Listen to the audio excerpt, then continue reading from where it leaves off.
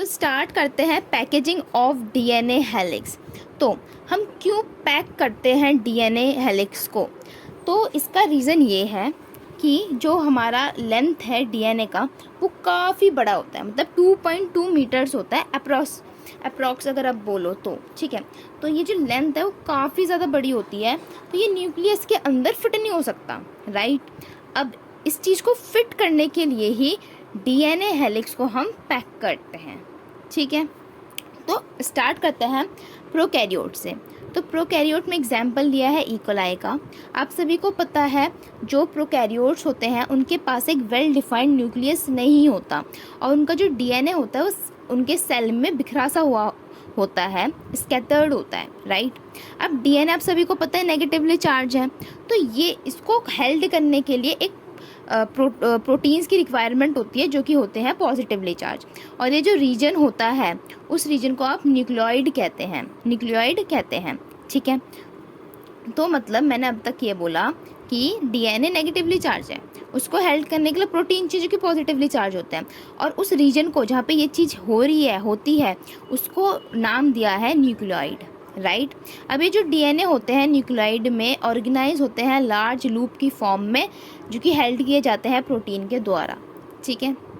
अब बात करते हैं यूकैरियोट्स में। अब ये जो प्रोसेस है यूकैरियोट्स में काफ़ी ज़्यादा कॉम्प्लेक्स होता है। तो एक सेट होता है positively charge basic protein called histones. तो व्हाट इज हिस्टोन्स? हिस्टोन्स का मतलब होता है एक पॉजिटिवली चार्ज बेसिक प्रोटीन्स होते हैं, राइट।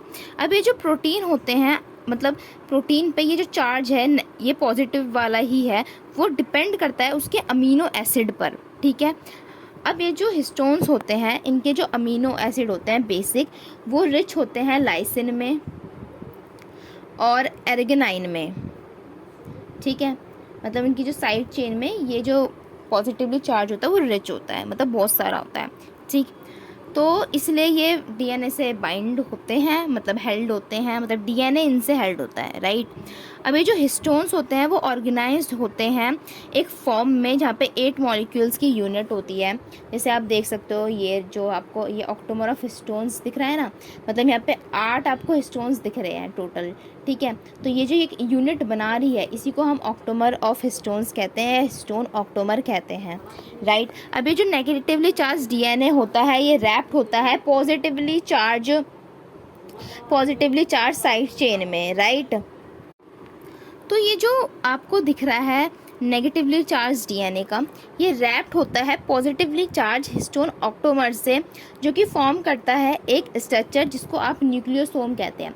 आप देख सकते हैं ना कि किस तरीके से ये डीएनए रैप हो रहा है इस हिस्टोन के प्रोटीन्स पर जो कि नेगेटिवली चार्ज है, मतलब जो पॉजिटिवली चार्ज है, राइट। तो इसी स्ट्रक्चर को आप न्यूक्लियोसोम कहते हो। और यहाँ पे आपको ये क्लिप सी दिख रही होगी, राइट, जिसको H1 हिस्टोन कहते हैं। तो ये जो H1 हिस्टोन है ये पार्ट नहीं है न्यूक्लियोसोम का, इसका बस काम है ये बस एक तरीके से इनको ना पकड़ के बैठा है जिससे ये खुले ना, ऐसा आप समझ सकते हो, राइट। तो ये पार्ट नहीं है न्यूक्लियोसोम का, बस इतना जो पार्ट आपको दिख रहा है वही न्यूक्लियोसोम का पार्ट है, ठीक है। अब ये जो न्यूक्लियोसोम होता है इसके पास 200 बेस पेयर होते हैं डीएनए हेलिक्स के, और ये जो न्यूक्लियोसोम होते हैं इनके पास एक रिपीटिंग यूनिट होती है of a structure in a nucleus called chromatin, जो कि थ्रेड लाइक स्टेन होते हैं, कलर बॉडीज होती है न्यूक्लियस में, ठीक है। जैसे आप इसको देख सकते हैं, सब समझ आ जाएगा। अब जैसे ये सेल है, राइट, इस सेल में न्यूक्लियस है, इसके अंदर डीएनए है, मतलब न्यूक्लियस है, राइट। अब इस न्यूक्लियस में आपको ये जो कलरफुल टाइप की ये थ्रेड दिख रही है इसको क्रोमेटिन कहते हैं, और ये जो आपको लाल लाल मोतियों टाइप की जो चीज़ दिख रही है उसको आप न्यूक्लियोसोम कहते हैं, ठीक है। और क्रोमेटिन का मतलब यही है कि ये कलरफुल थ्रेड है, राइट। अब ये जो बीड्स ऑन स्ट्रिंग, ये जो स्ट्रक्चर है क्रोमेटिन का, ये पैक होता है, फॉर्म करता है क्रोमेटिन फाइबर। उसके बाद ये फिर कंडेंस्ड होता है, सेल डिवीजन होता है जिससे ये क्रोमोसोम फॉर्म करता है। ये जो पैकेजिंग है क्रोमेटिन की हायर लेवल पर रिक्वायर करती है कुछ एडिशनल सेट ऑफ प्रोटीन को, जिसको आप बोल सकते हो non histone chromosomal protein NHC, और इन प्रोटीन को आप स्कैफोल्ड प्रोटीन कहते हैं, ठीक है। तो अगर आप क्रोमेटिन को हायर लेवल पर पैक करना चाहते हो तो आपको एक एडिशनल प्रोटीन्स की रिक्वायरमेंट होगी, ठीक है। अब बात करते हैं इस चीज़ की कि कौन सी लूजली रैप्ड होती है इन सब चीज़ की। तो देखो आप इसे समझ जाइए कि आपके हिस्टोन्स हैं और ये आपका डीएनए है।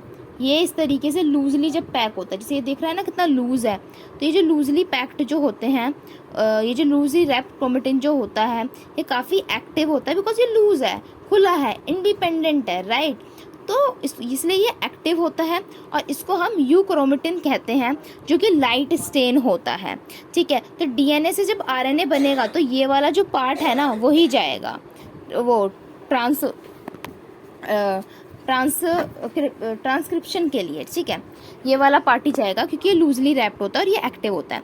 और वहीं पर आप अगर इधर वाले पार्ट को देखो, ये देखो ये जो क्रोमेटिन है कितना टाइटली पैक्ड है, कोई लूज फॉर्म नहीं है, टाइट है। तो ये जो टाइटली रैप क्रोमेटिन होता है ये इनएक्टिव होता है और इसको हम हेट्रोक्रोमेटिन कहते हैं, जो कि डार्क स्टेन का होता है काफ़ी, और ये इनएक्टिव होता है। तो ऑब्वियस ही बात है ये डीएनए से आरएनए वाले जो प्रोसेस होता है जिसको हम ट्रांसक्रिप्शन कहते हैं, उस वाले में ये जो डार्क स्टेन वाला है वो नहीं जाता है।